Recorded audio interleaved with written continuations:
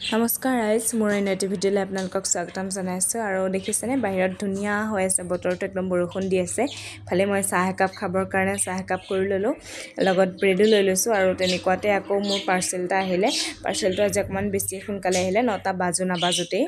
তো ইফালে মই পাৰ্চেলটো আনবক্সিং কৰিলোঁ, কৰি মেলি এতিয়া আকৌ দুপৰীয়া খাবৰ কাৰণে লুচি আৰু মাংস বনাই আছোঁ। মানে আজি ঘৰত কোনেও হেনো ভাত নাখায়, তো চবেই ৰুটি আৰু মাংস খাব এনেদৰে। তো এইফালে মোৰ ৰেডি হৈ গ'ল লুচি মাংস। আকৌ তেনেকুৱাতে আবেলি খাবৰ কাৰণে ভাবিলোঁ যে আজি ডালিমৰ জুচ বনাম বুলি, আৰু এনেদৰে মই ৰেডি কৰি ল'লোঁ গোটেইখিনি বস্তু। আৰু এতিয়া মই ডালিমৰ জুচ বনালোঁ, লগত আকৌ মই ব্ৰেড লৈ লৈছোঁ, বাটাৰ লৈ লৈছোঁ, আৰু গোটেইখিনি ৰেডি কৰি মেলি খাই বৈ আকৌ ইফালে দেখিছেনে আমাৰ বাইদেউক ইমান জগাইছোঁ, তেখেত নুঠে, পূৰা টোপনি তেখেতৰ, লাৰি দিয়াৰ পিছতো উঠা নাই। আকৌ এতিয়া আজি আকৌ ৰাতি মানে ভাত খোৱাৰ এটা নিমন্ত্ৰণ আছিলে গাঁৱতে, গাঁৱৰ মানুহে ঘৰত।